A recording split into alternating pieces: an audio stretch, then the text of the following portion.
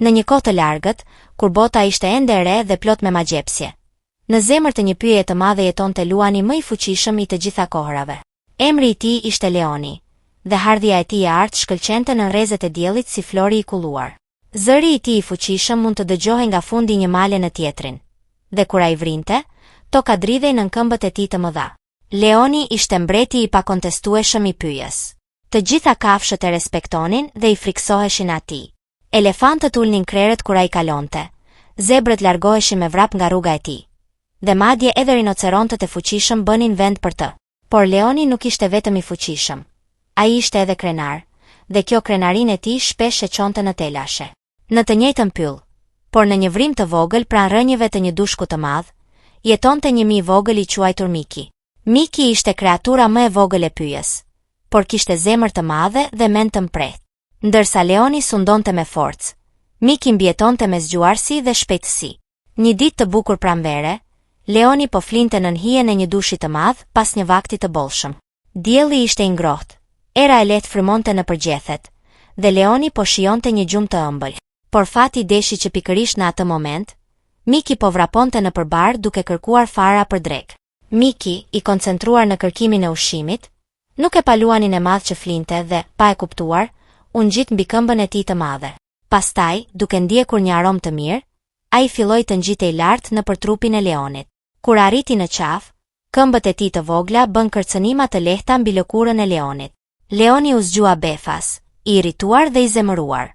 Sytë e tij të mëdhenj u hapën si dy yje të ndritshme, dhe ai pa miun e vogël që po përpiqej të zbriste nga koka e tij. "Ç'është kjo?" vrau Leoni me një zë kaq të fuqishëm sa edhe gjethet e pemëve u dridhen. "Si guxon një krijesë kaq e vogël dhe e papërfillshme të më zgjojë nga gjumi im?" Miki u hutua dhe u friksua. Ai e dinte se kishte bërë një gabim të madh. "Më fal, o mbret i pyjes," tha ai me zë të druajtur. "Nuk e bëra me qëllim. Isha duke kërkuar ushqim dhe nuk të pash." Por Leoni ishte shumë i zemëruar për të dëgjuar shpjegime. Ai shtriu putërn e tij të madh dhe kapi miun e vogël. "Ti më ke përçmuar," tha ai. "Asnjë kafsh nuk guxon të më zgjojë nga gjumi. Për këtë, ti do të paguash me jetën tënde." Miki, i kapur në kthetrat e mëdha të Leonit, filloi të lute për jetën e tij. "Të lutem, o mbret i madh," tha ai. "E di që jam i vogël dhe i dobët, por dita do të vi kur edhe unë do të mund të të ndihmoj. Më lër të jemi lirë, dhe premtoj se një ditë do të kthej favorin." Kur Leoni dëgjoi këto fjalë, ai filloi të qesh aq fort sa i gjithë pyi u dridh. "Ti," tha ai mes të qeshurave. "Ti, një krijesë kaq e vogël sa mund të të shkel pa e kuptuar. Mendon se mund të më ndihmosh mua, mbretin e pyjes? Kjo është gjëja më qesharake që kam dëgjuar ndonjë bëherë." Por edhe pse Leoni po qeshte, në zemrën e tij u lind një ndjenjë kureshtjeje. Ai kur nuk kishte parë një kafshë kaq të vogël me kaq guxim. Shumica e kafshëve do të kishin vdekur nga frika në kthetrat e tij. Por ky mi i vogël ende po fliste me besim. "Mirë," tha Leoni më në fund, ende duke buzëqeshur. "Sepse më ke argëtuar me palavrat e tua qesharake, do të lë të lirë. Por mos haro se jeta jote më përket mua, dhe nëse të shoh përsëri duke më shqetësuar, nuk do të ketë mëshirë." Ai hapi putërn dhe Miki ra në bar. Miu i vogël e falënderoi Leonin me gjithë zemër. "Faleminderit, o mbret bujar," tha ai. "Dhe mos haro fjalët e mia, një ditë do të të ndihmoj. Kjo është premtimi im." Leoni qeshi përsëri dhe u kthye për të vazhduar gjumin e tij. "Shko, krijesë e vogël," tha ai, para se të ndryshoj mendje.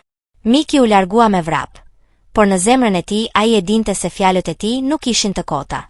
Ai kishte një ndjenjë se fati do t'i jepte mundësinë të tregonte se edhe kafshët më të vogla mund të kenë vlerë. Javët kaluan, dhe Leoni e haroi ngjarjen me miun e vogël. Ai vazhdoi jetën e tij si mbreti i papërfillur i pyjes, duke gjuajtur, duke pushuar dhe duke sunduar mbi të gjitha kafshët e tjera. Por një herë, gjatë një nate të errët, Leoni ra në një kurth të vendosur nga gjuetarët. Ishte një rjetë e madhe dhe e fortë, e bërë nga litar të trashë që sa më shumë ai përpiqej të lirohej, aq më shumë shtrëngohej. Leoni filloi të vriste me të gjithë forcën e tij, duke shpresuar se zëri i tij do të friksonte gjuetarët, por ata ishin larguar dhe do të ktheheshin në mëngjes.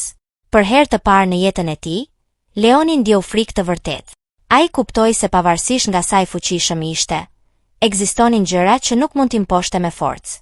Rjeta po e mbante të lidhur, dhe sa më shumë ai luftonte, aq më shumë ajo shtrëngohej.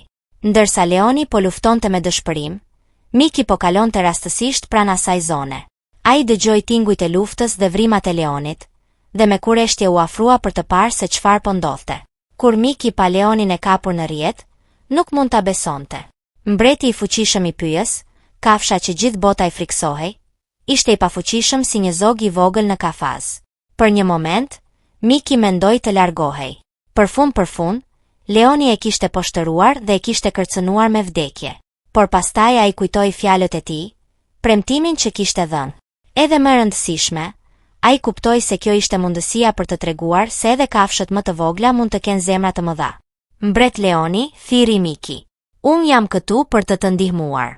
Leoni ktheu kokën dhe pa miun e vogël. Fillimisht, ai ndjeu turp. Si mund të ndodhte që ai, mbreti i pyes, të ishte në një gjendje kaq të mjerueshme para një kafshe kaq të vogël? Miki, tha leoni me zë të dobët. Por si mund të më ndihmosh ti? Unë jam i kapur në këtë rrjet të mallkuar. Lër ma të provoj, tha Miki. Dhëmbët e mi janë të mprehtë, dhe unë jam i vogël sa mund të kaloj në përvrimat e rrjetës. Pa humbur kohë, Miki filloi punën.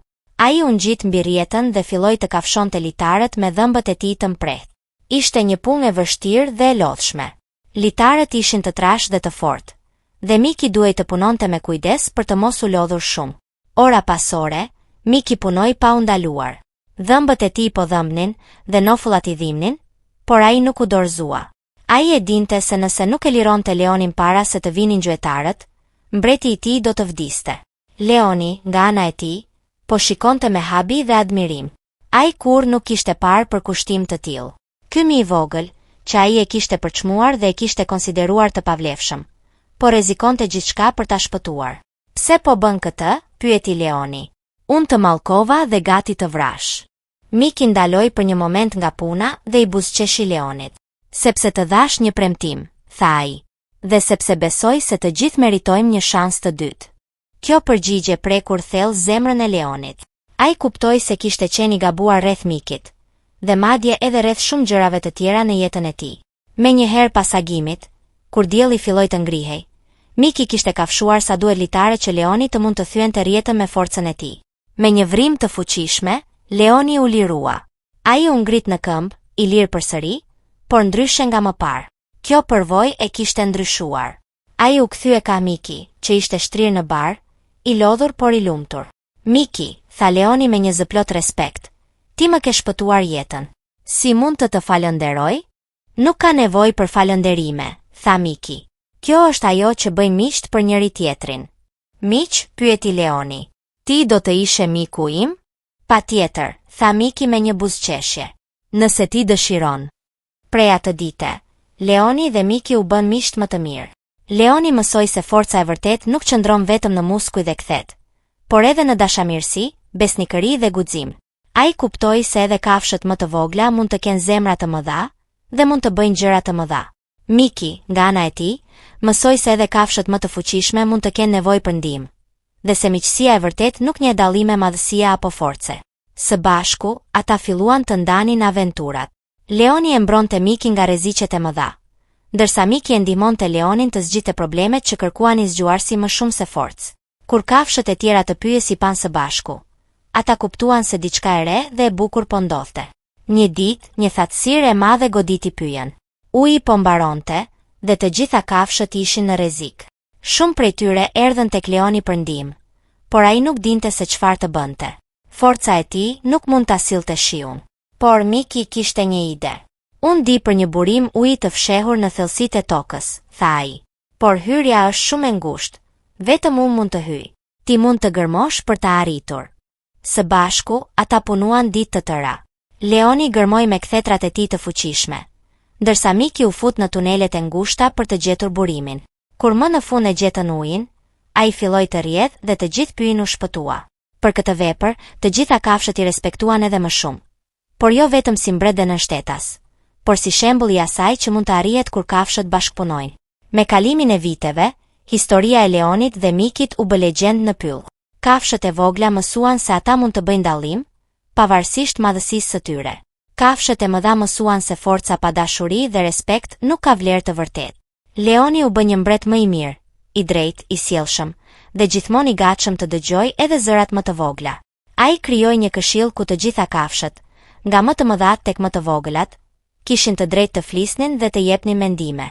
Miki u bë këshilltari më i besuar i leonit, dhe më vonë ai ndihmoi shumë kafshë të tjera të vogla të gjenin vetbesimin dhe guximin për të kontribuar në komunitetin e tyre.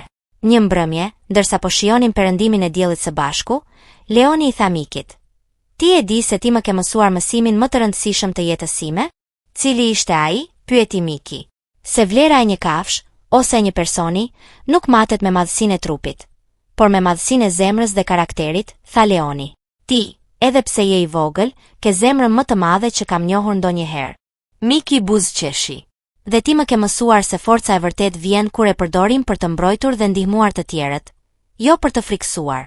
Kështu, miqësia e tyre vazhdoi për shumë vite të tjera. Ata u bën shembull për të gjithë pyjin se si kafshë të ndryshme mund të jetojnë në harmoni dhe të ndihmojnë njëra tjetrën. Dhe kur kafshët e reja vinin në pyll, pleqt u tregonin historinë e Leonit dhe Mikit, duke u mësuar se në jetë nuk ka gjë më të fuqishme se miqësia, mirëkuptimi dhe dashuria që nuk njeh dallime. Kjo është historia e Leonit dhe Mikit, një përrallë që na mëson se të gjithë kemi diçka të vlefshme për t'u dhënë, pavarësisht se sa të vogël ose të mëdhenj jemi, dhe se miqësia e vërtet mund të lindi edhe në vendet më të papritura.